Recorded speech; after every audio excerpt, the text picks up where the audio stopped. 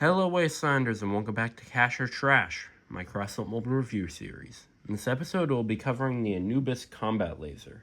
So starting out, it's 6 energy, so you can have 2 on your vehicle. It has 3720 durability, which paired with its 40% heating when you use the perk, makes this thing shatter like glass. So you run up to the enemy, you activate that perk, you pretty much, in place of weapons, have 2 glass vases on the top of your car that are conveniently heated by 40%. So yeah, these things come off super easy if you're at that close range and you activate that perk. It weighs 360 kilograms, so it's lightweight and good for cars.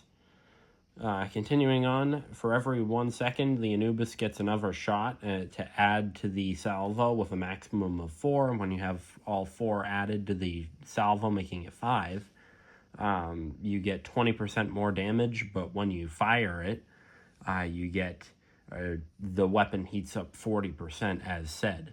So you deal a ton of damage, but then your guns are heated and you have a really long reload cycle, and it really only works, you're only able to get like that full salvo at medium to close range, but you can sneak shots in at the pretty much edge of its range, which its range is 110 meters.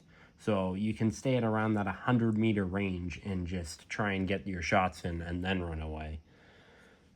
So the reload is 2.2 seconds, which doesn't really matter as it's pretty much stuck at being 2.2 plus 4 for that full salvo, like the 4 extra shots, unless you use the Paris module.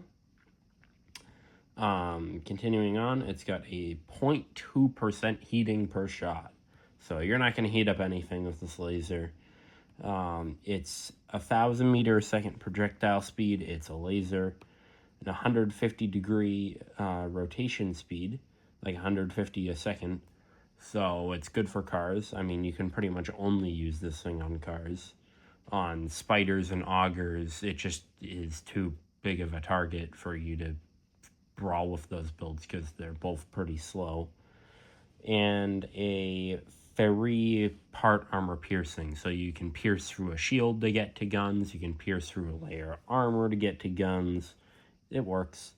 For recommended cabins, if you have a gladiator, I would not suggest running these on a gladi. I would not suggest it.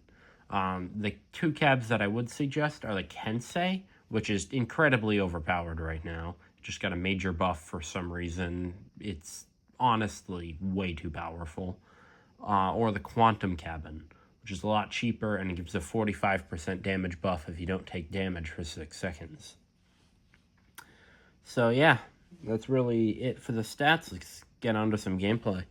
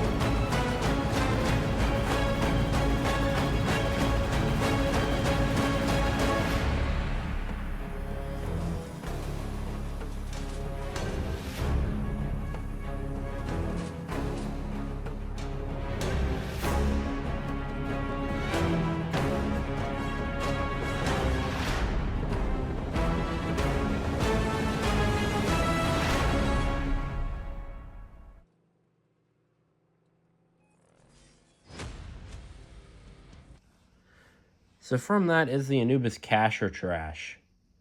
I'm going to have to say trash after these new balance changes it's had. It was OP meta, and then it got nerfed, and then it got nerfed again, and again, and again, and again, and then now it's this. Each one of those nerfs, by the way, were like 12% off the damage.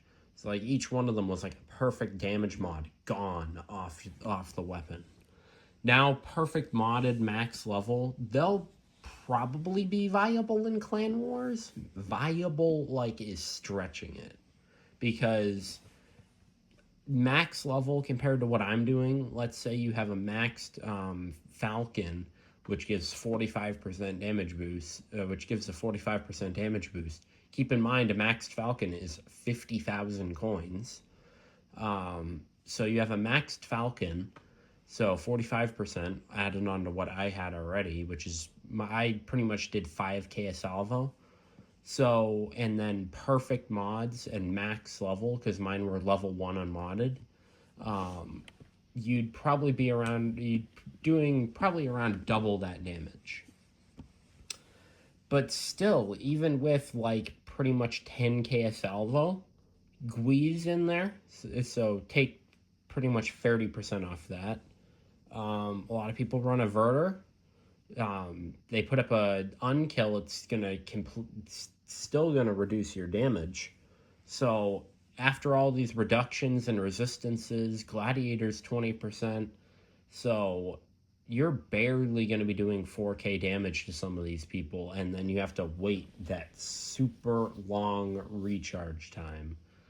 So I would not say this thing works in Clan Wars. In PvP and League, that'd probably still work, but in Clan Wars, its time is over. That's pretty much it for the review. Please consider to like and subscribe. See you next time. Bye-bye.